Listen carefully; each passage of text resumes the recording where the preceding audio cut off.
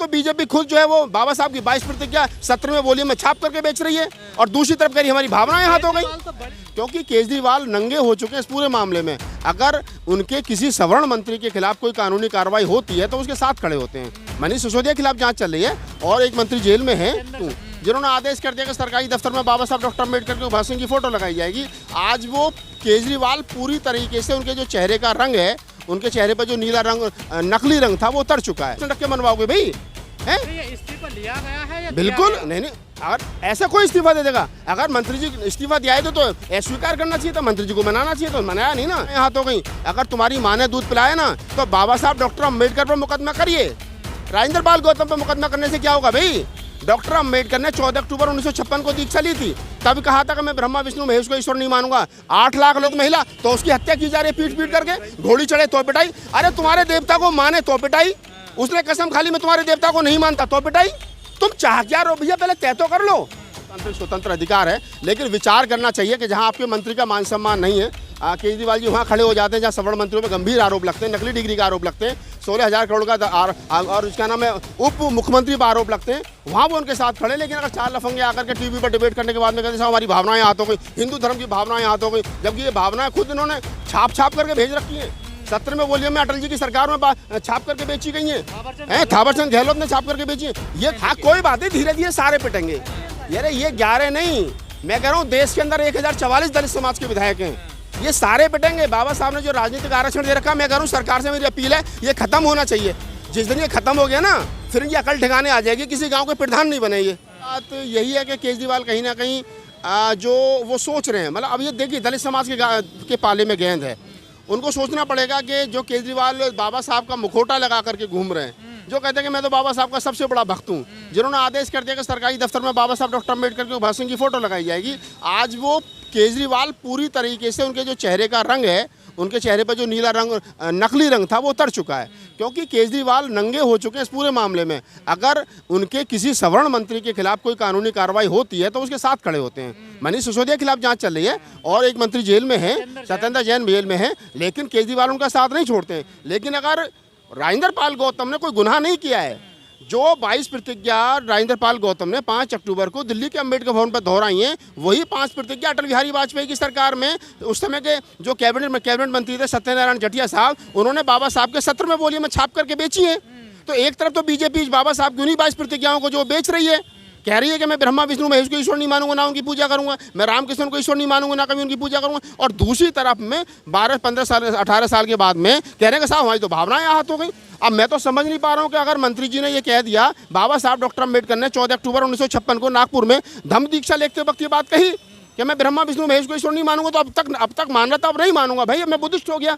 तो जबरदस्ती थोड़ी आप किसी के कान पे पिस्टल रख के मनवाओगे भाई हैं? तो ये इस्तीफा लिया गया है या बिल्कुल नहीं। अगर ऐसा कोई इस्तीफा दे देगा, अगर मंत्री जी इस्तीफा दिया है तो अस्वीकार करना चाहिए था, मंत्री जी को मनाना चाहिए, तो मनाया नहीं ना, इस्तीफा स्वीकार कर लिया, तो इसका मतलब इस्तीफा। सवाल ये भी है ना, मंत्री जी ने क्यों इस्तीफा दिया? मैं वही कह रहा हूँ ना, इस्तीफा देने का दबाव बनाया जा रहा था, और अगर दबाव नहीं बनाया जाता तो कोई इस्तीफा नहीं देता। लोग तो यहाँ तक भी कह रहे हैं कि मनीष सिसोदिया ने लिखवाया ये इस्तीफा। जो भी लिखवाया है, जैसा भी लिखवाया है, मनीष सिसोदिया ने लिखवाया, किसी और ने लिखवाया हो, ये तो मंत्री जी बेहतर बता सकते हैं। लेकिन हम एक as a activist, as a पत्रकार ये कह सकते हैं पूरी जिम्मेदारी के साथ में कि आप इस बात को समझिए कि भावनाएं आहत हो रही हैं लोगों की। अगर इनकी माँ ने दूध पिलाया, मैं कह रहा हूँ, ये जितने हिंदू संगठन घूम रहे हैं ना, जो कह रहे हैं साहब हमारी भावनाएं आहत हो गई, अगर तुम्हारी माँ ने दूध पिलाया ना तो बाबा साहब डॉक्टर अम्बेडकर पर मुकदमा करिए।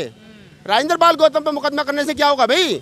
डॉक्टर अम्बेडकर ने 14 अक्टूबर 1956 को दीक्षा ली थी, तब कहा था कि मैं ब्रह्मा विष्णु महेश को ईश्वर नहीं मानूंगा। 8 लाख लोगों के साथ में कहा था, अकेले ने नहीं कहा था। करो ना मुकदमा।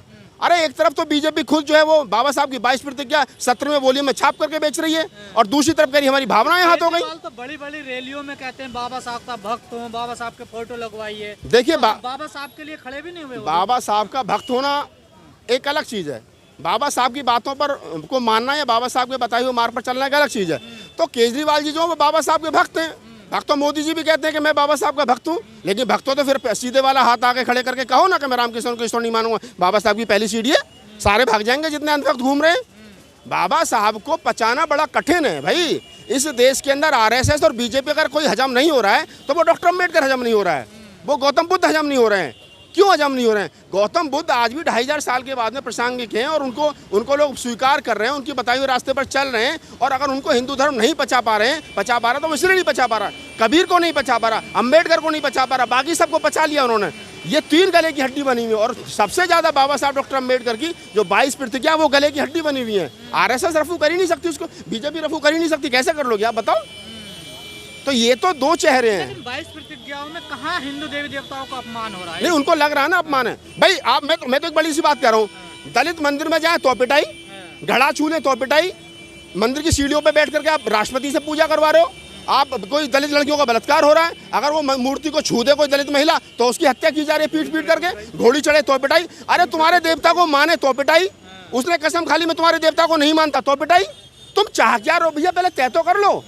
अगर तुम्हें ये लगा नहीं हमारे देवता को पूजो तो बनाओ ना पुजारी। लेकिन आम आदमी पार्टी में 11 विधायक और SC के वो भी इनके साथ नहीं आ रहे हैं। हाँ कोई बात नहीं, धीरे धीरे सारे पिटेंगे। ये 11 नहीं, मैं कह रहा हूँ देश के अंदर 1044 दलित समाज के विधायक हैं, ये सारे पिटेंगे। बाबा साहब ने जो राजनीतिक आरक्षण दे रखा, मैं कह रहा हूँ सरकार से मेरी अपील है ये खत्म होना चाहिए। जिस दिन ये खत्म हो गया ना, फिर इनकी अकल ठिकाने आ जाएगी, किसी गाँव के प्रधान नहीं बनेंगे, फिर इनको सबको पता चल जाएगा किसी कितनी औकात है। मंत्री साहब को भी विरोध करना चाहिए केजरीवाल का? नहीं, मंत्री साहब का व्यक्तिगत डिसीजन है, वो विरोध करेंगे नहीं करेंगे। अभी तो मंत्री साहब ये करेंगे मेरे नेता केजरीवाल जी हैं, मंत्री साहब के साथ खड़े नहीं हुए वो तो। देखिए खड़े होना ना होना उनकी आपस में क्या बातचीत हुई है वो दोनों बेहतर जानते हैं। ये बात की बात है इनके भविष्य के गर्म में। लेकिन मैं वर्तमान समय जो है उसमें ये दावे के साथ कह सकता हूँ कि वर्तमान समय में आप इस बात को समझिए। इस्तीफा तो अभी लिया ना, अभी की बात मैं गजेंद्र जी वही बात कह रहा हूँ कि आप इस बात को समझिए, इस सच को स्वीकार कीजिए। अभी आप इस सच को स्वीकार कीजिए कि अगर इस्तीफा लिया है, इस्तीफा हुआ है तो इसके पीछे 2-3 कारण स्वीकार हो गया ना, तो आप इस बात को ये कहिए कि इस्तीफा लिया गया था और मजबूरी में दिया गया है। आप इसको ऐसे भी देख सकते हैं। लेकिन मैं यही कह रहा हूँ कि जो लोग ये कह रहे हैं कि हमारी भावनाएं आहत हो गई, या जो आपका कहना है कि 11 जो MLA और है वो साथ में खड़े नहीं हो रहे, आप पता है इस देश की समस्या क्या है? इस देश की और खासतौर से शेड्यूल कास्ट की समस्या क्या है? आधे से ज़्यादा 11 में से तो ये लग रहा है कि अगला नंबर मंत्री बनने का किसका है, मैं क्यों बोलूँ, ठीक है ना। लेकिन ये जब एक मुर्गा कटता है ना तो बाकी के मुर्गे पीछे घुटते हैं। सब नंबर सबका आना है, ये जितने घूम रहे हैं ना मेरा नंबर नहीं आएगा, सबका नंबर आना। इससे पहले संदीप, अरे कितने संदीप कुर्बान होंगे भाई, कितने राजेंद्र कुर्बान होंगे। बाबा साहब डॉक्टर अम्बेडकर के रास्ते पर चलना उतना आसान नहीं है जितना लोग समझ रहे हैं। अब चले ना मंत्री जी, कुर्सी गई, वो तो बहादुर सिपाही है बाबा साहब का, कहते हैं मुझे कोई दिक्कत नहीं। वो तो पहले भी कहते थे कुर्सी रहना से मूवमेंट चलना चाहिए। तो मैं हमेशा से एक बात कहता हूँ कि ये फूले अम्बेडकरी आंदोलन जिंदा रहना चाहिए। अगर आंदोलन जिंदा रहेगा तो हम 1000 राजेंद्र पाल पैदा कर लेंगे, 1000 मायावती पैदा कर लेंगे, 1000 दूसरे पैदा कर लेंगे। लेकिन अगर मूवमेंट मर गया ना तो हम एक भी पैदा नहीं कर पाएंगे। जरूरत है वर्तमान समय में जो देश के अंदर राजनीति हो रही है, ऐसे दौर में फूले अम्बेडकरी आंदोलन को बचाए रखना, अम्बेडकर के मूवमेंट को बचाए रखना, ये महत्वपूर्ण है। बिल्कुल पड़ना चाहिए। मैं तो कह रहा हूँ अगर सही मायने में देखो मंत्री जी का व्यक्तिगत डिसीजन वो क्या लेंगे, नहीं डर नहीं है ना। मैं वही कह रहा हूँ ना, अगर इस देश की राजधानी दिल्ली में 25% शेड्यूल कास्ट है, अगर एक औसत मान लिया जाए तो 25% शेड्यूल कास्ट में की वोट से और मुसलमानों की वोट से ही तो बने केजरीवाल साहब, और तो किसी ने वोट दिया नहीं। सवर्णों का तो वोट बीजेपी को गया सीधा सीधा। अगर वो वोट केजरीवाल, अब भी 25% शेड्यूल कास्ट अपने मंत्री का अपमान होने के बाद में, और केजरीवाल साहब बीजेपी के दबाव में आकर के अपने मंत्री का इस्तीफा मांग लेते हैं, और उसके बाद में सारा मीडिया, सारा सिस्टम, सारा खामोशी के साथ में बना रहे, और मेन स्ट्रीम मीडिया कहेगा देखो साहब हम तो जीत गए, या बीजेपी के नेता के साहब हम तो जीत गए, हमने तो क्या नाम है इस्तीफा करवा दिया। तो आप इस बात को समझिए कि वो लोग हावी हो रहे हैं। और ऐसे में पहले तो मैं समाज से अपील करूंगा कि समाज के लोग राजेंद्र पाल गौतम के साथ खड़े हो। तो बिजली पानी के लिए बैठा नहीं बिजली पानी यार नहीं चाहिए, बिजली पानी भाई मैं कह रहा हूँ, मैं वही कह रहा हूँ। आज यहाँ पर मैं कह रहा हूँ कि राजेंद्र पाल गौतम जी का क्या रहेगा अगला कदम वो बताएंगे। लेकिन मैं व्यक्तिगत रूप में कह सकता हूँ, मेरे साथी रहे हैं, हम समता शहीद दल में साथ साथ काम करते थे हमारे तमाम लोग, तो मैं उनको जितना जानता हूँ आगे बेहतर होगा। और समाज को अब सोचना चाहिए क्या ऐसी स्थिति में भी केजरीवाल को वोट देना है, और दोगे तो क्या मुद्दा है आपके पास में। ठीक है ठीक है ठीक है शांत ठीक है आप जी